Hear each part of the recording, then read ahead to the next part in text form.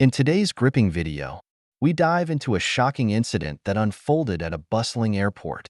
A black woman was arrested by a police officer on suspicion of a crime, leading to a dramatic turn of events that left many onlookers stunned. What was in her suitcase? This story takes unexpected twists that will leave you questioning preconceived notions and the nature of assumptions. Imagine boarding a flight carrying one of the highest honors in the nation, a symbol of years of dedication and sacrifice. Instead of respect, you're met with suspicion, whispers, and an escalating storm of assumptions. This is the story of Amara Johnson, a decorated black woman whose journey home took a shocking turn when her suspicious luggage led to a confrontation that would expose far more than anyone expected. What was inside the case? And how did it change everything? Let's dive into this extraordinary tale of resilience, justice, and karma. The bustling terminal at Pearson International Airport buzzed with energy as travelers hurried to catch their flights. Among them, Amara Johnson moved with quiet purpose, dressed in a tailored black blazer and carrying a sleek silver briefcase. She exuded an air of authority that made people glance twice but never approach.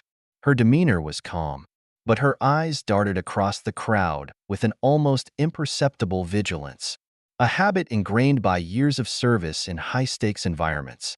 As Amara reached the gate for her flight to Washington, D.C., she paused to survey the scene.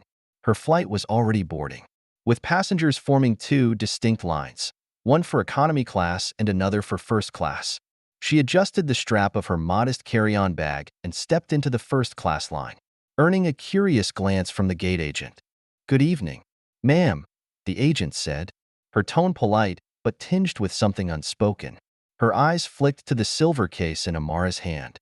"May I see your boarding pass?" "Of course," Amara replied, her voice steady and unyielding. She handed over the ticket and ID with a faint smile. The agent inspected them briefly, then hesitated.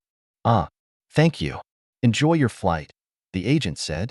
The pause lingered, but Amara chose to ignore it. She had seen this before, too many times to count. Inside the cabin, Amara made her way to her seat near the front of the plane. The plush leather seats and subdued lighting offered a stark contrast to the chaos outside. As she placed her briefcase carefully in the overhead compartment, a flight attendant named Sarah appeared beside her, smiling too brightly. "Can I help you with that?" Sarah asked, her gaze fixated on the case.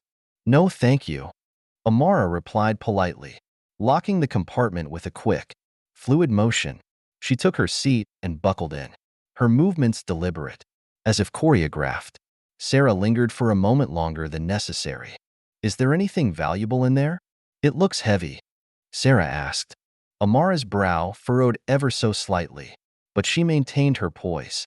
"Just personal items," she said, her tone firm enough to end the conversation. Sarah nodded, but her curiosity was piqued.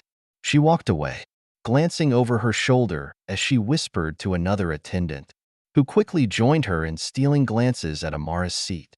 The plane filled with passengers, and the murmurs of conversation grew louder. Amara opened her leather-bound notebook, skimming over notes she had jotted down earlier in the day.